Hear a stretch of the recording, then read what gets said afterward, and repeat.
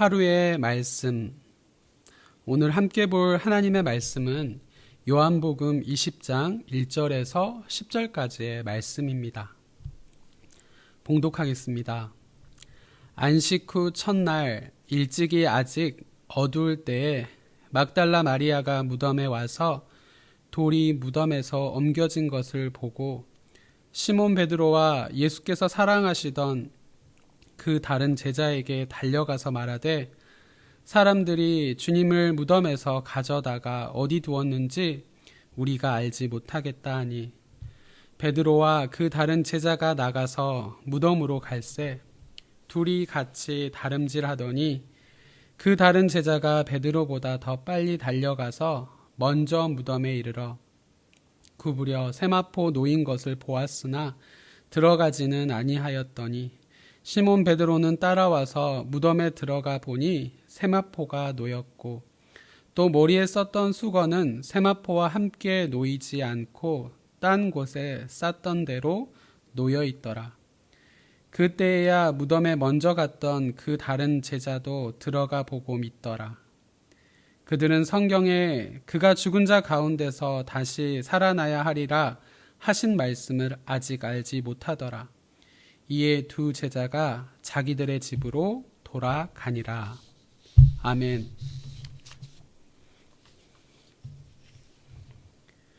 우리에게 죽음의 문제보다 더 중요하고 심각한 문제는 없습니다. 하나님은 이 죽음의 문제를 예수님의 부활로 해결하셨습니다. 하나님의 생명의 능력으로 예수님을 부활시키신 것입니다. 막달라 마리아와 베드로와 요한이 이 놀라운 사건을 처음으로 목격한 증인들입니다. 이들은 자신들이 직접 보고 경험한 예수님의 부활을 어떻게 증언하고 있을까요? 베드로와 요한은 막달라 마리아가 무덤에서 보고 전해준 이야기를 듣고 곧바로 무덤으로 달려갑니다.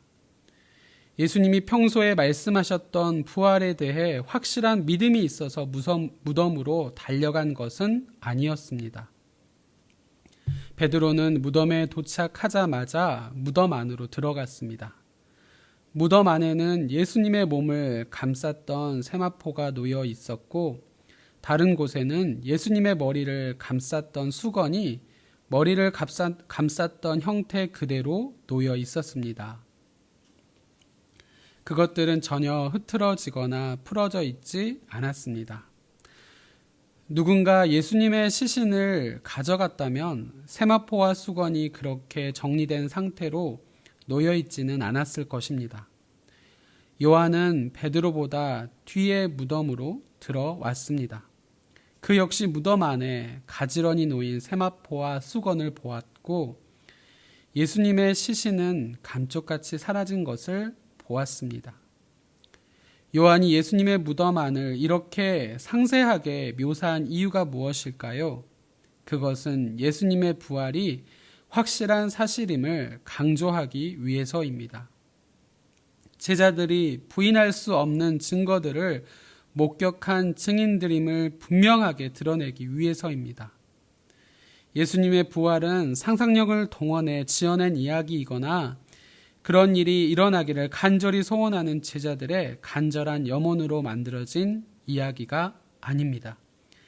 예수님의 부활은 역사 속에서 시간과 공간 속에서 실제로 일어난 사건이고 베드로와 요한은 그 현장을 직접 목격한 부활의 증인입니다. 안식 후 첫날 아직 해가 뜨기도 전에 막달라 마리아는 예수님의 무덤을 찾아갔습니다. 그녀는 예수님의 죽음 때문에 슬픔 가운데 긴 안식일을 보냈을 것입니다. 그리고 예수님의 시신이라도 보고 싶다는 간절한 마음으로 이른 새벽 예수님의 무덤을 찾아왔습니다. 그런데 놀랍게도 예수님의 무덤 입구를 막고 있던 크고 무거운 돌이 옮겨져 있는 것을 발견했습니다. 무덤이 열려 있는 것을 본 그녀는 무슨 생각을 했을까요? 누군가 예수님의 시신을 가져간 것이라고 짐작했습니다. 막달라 마리아의 이런 생각은 지극히 상식적이었습니다. 예수님의 부활은 예수님께 큰 은혜를 받고 그분을 믿고 따라다녔던 막달라 마리아조차 믿기 어려운 일이었습니다. 이처럼 예수님의 부활은 인간 이성의 한계를 넘어서는 사건입니다. 하지만 자신의 경험과 이성만으로 예수님을 알아가려 한다면 그 신앙은 한계에 부딪힐 수밖에 없습니다. 하나님은 막달라 마리아를 예수님의 빈 무덤으로 부르셨고 그곳에서 예수님의 부활을 목격하게 하셨습니다. 그리고 인간 이성을 뛰어넘는 부활 신앙으로 무장할 것을 도전하셨고 마침내 예수님의 부활을 제자들에게 알리는 부활의 첫 증인으로 사용하셨습니다. 하나님은 지금도 얄팍한 이성과 상식에 갇혀 하나님을 온전히 믿지 못하는 자들에게 부활 신앙을 가질 것을 도전하시고 부활의 증인으로 살아가도록 부르십니다. 그 부르심에 응답하기를 주님의 이름으로 간절히 소망합니다. 사랑하는 성도 여러분, 예수님의 부활은 빈 무덤이 잘 말해주고 있습니다. 우리는 막달라 마리아, 베드로, 요한처럼 이성의 단계에서 믿음의 단계로 도약해야 합니다. 그래야 죽음에서 부활하시고 지금도 살아계시며 우리와 함께 하시는 예수님을 믿고 전할 수 있습니다. 죽음 앞에 절망할 수밖에 없는 사람들에게 부활 신앙을 적극적으로 전하는 부활의 증인들이 다 되시기를 간절히 소망합니다. 기도하겠습니다.